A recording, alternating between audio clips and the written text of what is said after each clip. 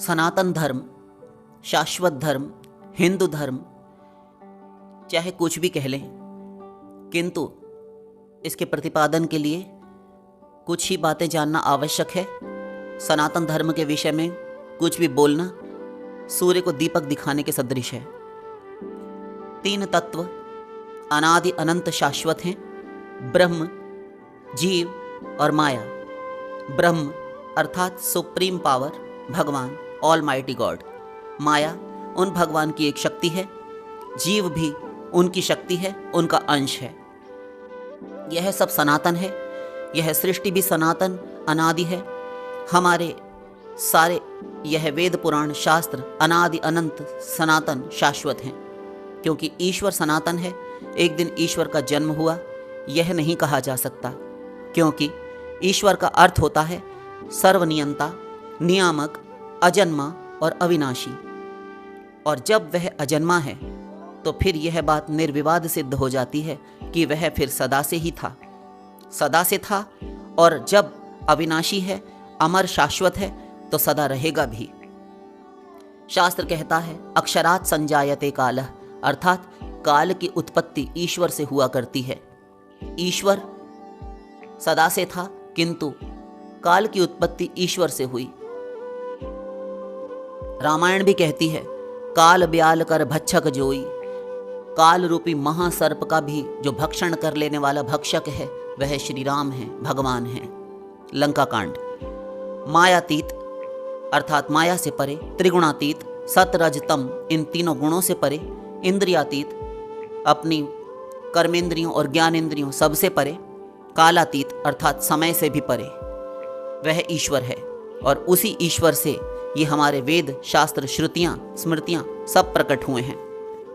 समस्त वेद शास्त्र उस भगवान की आज्ञाएं हैं। इसलिए ये श्रुतियाँ, स्मृतियाँ, पुराण, संहिताएं, रामायण, महाभारत आदि इतिहास सभी सनातन हैं।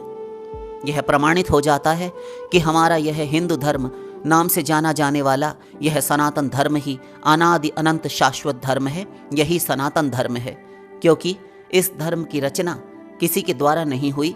यह भी सदा से था, है और रहेगा। और जो आया है वो जाएगा, जो बनाया रचा गया है वह नष्ट होगा, और जिसकी रचना ही नहीं हुई वह नष्ट भी नहीं हो सकता, किया भी नहीं जा सकता। हिंदू यानी सनातन धर्म, दूसरा बौद्ध धर्म, तीसरा ईसाई धर्म और चौथा मुस्लिम। ये प्रधान कुछ 4 धर्म माने गए हैं, ये मुख्य रूप से माने जाते हैं। वैसे हमारे देश में इस समय कुल मिलाकर 11 धर्म चल रहे हैं, शिंतो, कन्फ्यूशियस, यहूदी इत्यादि। किंतु ये 4 मुख्य हैं। इन चारों में से एक एक धर्म को मानने वालों की संख्या करोड़ों में है। इनमें बौद्ध, ईसाई और मुस्लिम धर्म को चलाने वाले क्रमशः बुद्ध, ईसा और मोहम्मद माने जाते हैं। ये तीनों ही धर्म अर्वाचीन हैं, अर्थात एक दिन शुरुआत हुई इनकी, एक दिन ये आए तो सीधी सी बात है एक दिन चले भी जाएंगे। परंतु हिंदू धर्म किसी मनुष्य के द्वारा चलाया हुआ नहीं है, जैसा कि हम पूर्व में कह आए हैं। अर्थात यह किसी मानवीय बुद्धि की उपज नहीं है, यह तो विभिन्न ऋषियों द्वारा किया गया अन्वेषण है। खोज उसी की होती है जो पहले से ही मौजूद हो, विद्यमान हो। हिंदू धर्म अनादि, अनंत एवं शाश्वत है। जैसे भगवान शाश्वत सनातन है, ऐसे ही हिंदू धर्म भी शाश्वत सनातन है। इसलिए भगवान गीता के 14वें अध्याय के 27वें श्लोक में सनातन धर्म को अपना स्वरूप बतलाते हैं और कहते हैं ब्रह्मणो हि प्रतिष्ठाहं मृतस्य व्ययस्य च शाश्वतस्य च धर्मस्य सुखस्य एकांतिकस्य च। गीता 14:27। मैं ही ब्रह्म की प्रतिष्ठा हूँ, सनातन शाश्वत मोक्ष सनातन धर्म की एकांतिक भक्ति संबंधी प्रेम रूप सुख की प्रतिष्ठा हूँ। देवी भी कहती हैं इत्थम यदा यदा बाधा दानवोत्था भविष्यति तदा तदा वतीर्याहम करिष्याम्यरि संशयम। मार्कंडेय पुराण सप्तशती ग्रंथ में यह श्लोक देवताओं को वरदान के समय आप पढ़ सकते हैं। अर्थात जब जब हिंदू धर्म का ह्रास होता है तब तब भगवान अवतार ले लेकर इसकी स्थापना करने के लिए आते हैं। गीता 4:7-8। यदा यदा हि धर्मस्य ग्लानिर्भवति भारत अभ्युत्थानम् अधर्मस्य तदात्मानं सृजाम्यहम् परित्राणाय साधूनां विनाशाय च दुष्कृतां धर्म संस्थापनार्थाय संभवामि युगे युगे। रामायण भी कहती है, जब जब हो ही धर्म के हानि बाढ़ ही असुर अधम अभिमानी तब तब प्रभु धरि विविध शरीरा हरहि कृपा निधि सज्जन पीरा। रामायण फिर आगे कहती है, असुर मारि थापहि सुरन राखहि निज श्रुति सेतु।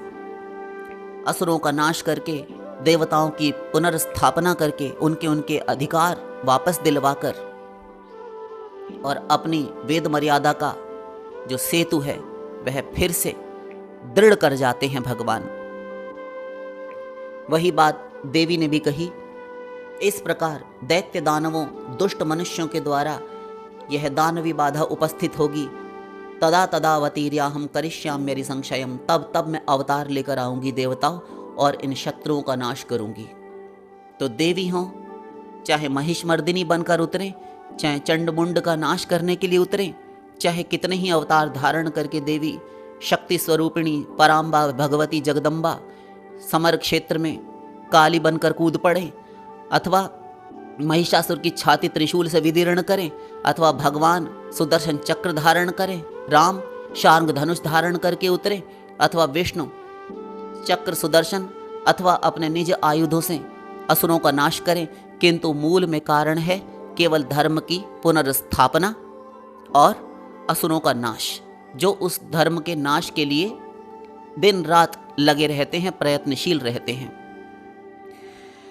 तात्पर्य है कि भगवान भी इसकी संस्थापना रक्षा करने के लिए ही अवतार लेते हैं, इसको बचाने के लिए उत्पन्न करने के लिए नहीं।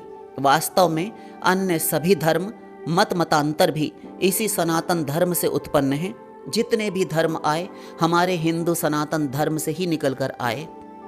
चाहे जैन धर्म ले लो, पद्म पुराण में सारा वर्णन मिलता है, श्रीमद् भागवत जी में वर्णन मिलता है। जैन धर्म हमारे हिंदू सनातन धर्म से ही प्रारंभ हुआ है।